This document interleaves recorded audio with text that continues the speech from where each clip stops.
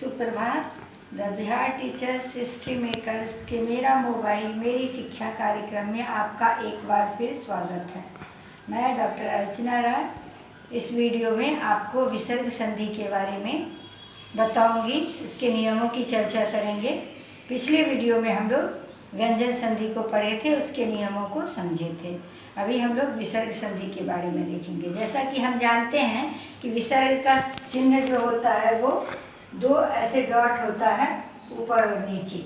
अब विसर्ग संधि विसर्ग के साथ स्वर या व्यंजन वर्ण के मेल से जो विकार पैदा होता है उसे विसर्ग संधि कहते हैं। अर्थात विसर्ग के साथ स्वर वर्ण या व्यंजन वर्ण दोनों का मेल हो सकता है, या दूसरे शब्दों में यह कहेंगे हम कि जब स्वर या व्यंजन मिलकर विसर्ग को परिवर्तित कर देते हैं तब विसर्ग संधि होती है। अर्थात विसर्ग के रूप में परिवर्तन ला देता है या विसर्ग अपने रूप में भी कभी कभी रह जाता है। तो इस तरह से जो संधि होती है उसे हम विसर्ग संधि कहते हैं। तो विसर्ग संधि में हम दो बात देखें कि विसर्ग का मेल स्वर वर्ण के साथ भी हो सकता है या व्यंजन वर्ण के साथ भी हो सकता है। अब उसको बनाने के कुछ नियम हैं जिसको हमने यहाँ लिख रखा है और उसको एक एक करके देखेंगे।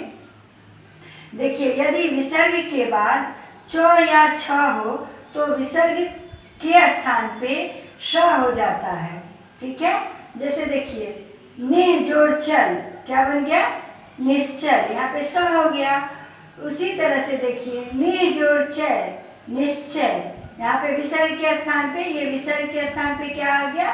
स आ गया। ठीक, फिर देखिए यदि विसर्ग के बाद ट या ठ हो तो विसर्ग के स्थान पे अर्थात विसर्ग हट जाता है और वहाँ स बन जाता है। जैसे दोह जोड़ ट, यहाँ विसर्ग है और उसके साथ ट का मेल हो रहा है तो विसर्ग हट जाएगा और यहाँ पे क्या हो जाएगा? स हो जाएगा। दोह जोड़ ट दुष्ट। फिर उसके बाद देखिए यहाँ पे या तो विसर्ग के बाद तो या था हो तो विसर्ग का लोप हो जाता है और वहाँ पे स बन जाता है। जैसे निह जोड़ तार, निस्तार।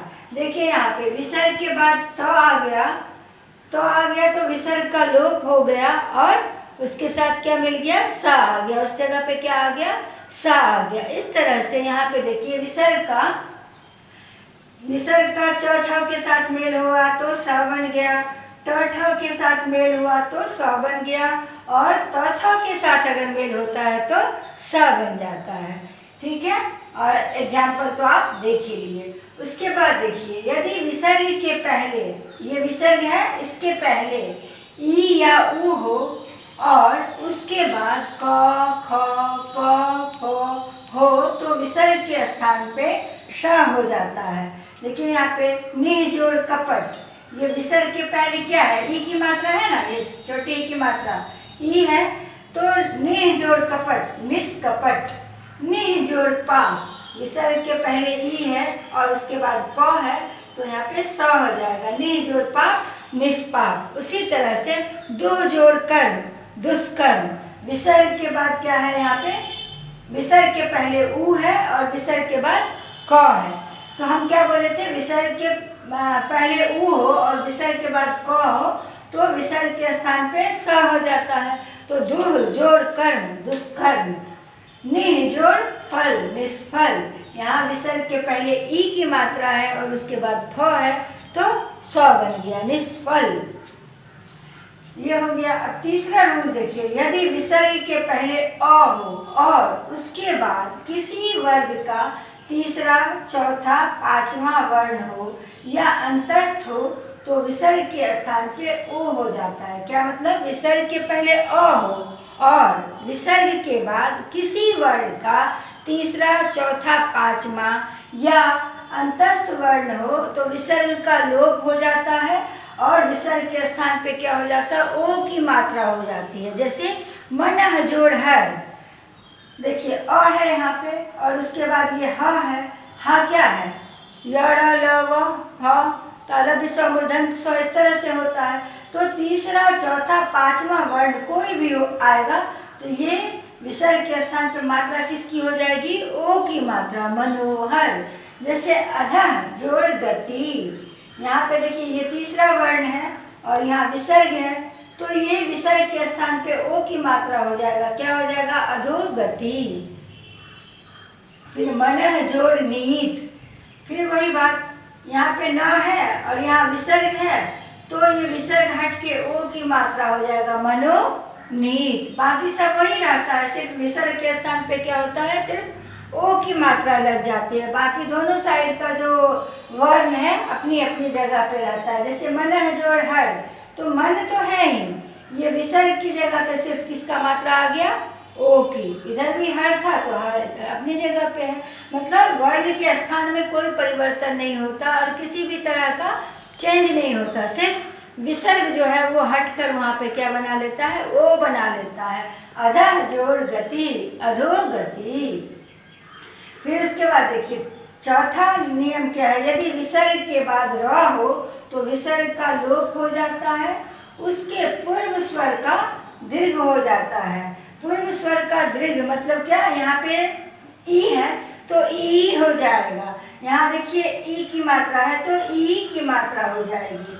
और विसर्ग के बाद यहाँ रो है तो निह जो रोग, निरोग। यहाँ पे निह जो रस, नीरस। मतलब मात्रा जो हो जाएगा इसका, विसर्ग हट जाएगा और विसर्ग के स्थान पे मात्रा जो दीर्घ की मात्रा लग जाएगी। जैसे यहाँ ह्रस्व की मात्रा है तो विसर्ग का लोप हो जाएगा और विसर्ग के स्थान पे दीर्घ की मात्रा लग जाएगी। तो ये हो गया चौथा नियम। अब पांचवा नियम देखिए, यदि विसर्ग के बाद, ये विसर्ग है, इसके बाद श, स हो तो विसर्ग क्रमशः विसर्ग का लोप हो जाता है और उसके स्थान पे स आ जाता है। ठीक है, उसके स्थान पे श हो जाता है। जैसे दुह जोड़ शासन, यहाँ पे देखिए एक ही स है शासन में, ये विसर्ग का लोप हो गया तो यहाँ पे दो स हो गया, संयुक्त हो गया है ना, दुशासन, दुशासन बोलते हैं। निह जोड़ संक, निशंक। निह जोड़ संदेह, निसंदेह। मतलब विसर्ग हट रहा है और आधा स्वर मतलब बिना अ के स्वर या संयुक्त स्वर की मात्रा यहाँ पे हो रही है, निसंदेह। निह जोड़ सार, निसार। यहाँ पे सार में एक ही सा था, यहाँ हम दो दो देख रहे हैं, संयुक्त देख रहे हैं। ये कैसे हुआ, तो ये इसलिए हुआ कि विसर्ग का लोप हो गया और उसके स्थान पे स आ गया, है ना। तो ये हो गया इसका पांचवा नियम। अब छठा देखिए, यदि विसर्ग के पहले अ हो और उसके बाद क, ख या प हो तो विसर्ग में किसी प्रकार का परिवर्तन नहीं होता। अभी तक हम लोग जो 5 नियम देखे उसमें हमने देखा कि विसर्ग का किसी न किसी तरह से लोप हो रहा है और उसकी जगह कोई नया अक्षर आ जा रहा है, नया वर्ण आ जा रहा है ना, चाहे वो सनिक्ष रूप में हो या पूर्ण रूप में हो। पर अब हम क्या देखेंगे कि यदि विसर्ग के पहले अ हो और विसर्ग के बाद क, ख या प हो तो विसर्ग में किसी प्रकार का परिवर्तन नहीं होता है। दोनों ऐसे ही मिल जाते हैं, कोई चेंज नहीं होता, किसी तरह का चीज एक्स्ट्रा चीज़ नहीं आता है, ना कोई एक्स्ट्रा चीज रूप में परिवर्तन होता है। जैसे देखिए अंतः जोड़ पुर, अंतःपुर कुछ नहीं, ये अंतः भी अपनी जगह पे, पुर भी अपनी जगह पे, अंतःपुर हो गया। फिर प्रातः जोड़ काल, कोई चेंज नहीं, दोनों मिल गया, सिर्फ प्रातः काल बन गया। तो इस प्रकार हम देखते हैं कि विसर्ग संधि के लिए कुछ नियम हैं जिसको आप थोड़ा सा दिमाग में रखेंगे तो इसको आसानी से संधि को बनाएंगे और किसी प्रकार की कोई गलती नहीं होगी। आशा करती हूँ कि संधि आपको अच्छी तरह से समझ में आ गया होगा। अगली वीडियो में हम लोग दूसरे टॉपिक को देखेंगे, तब तक इस वीडियो में इतना ही।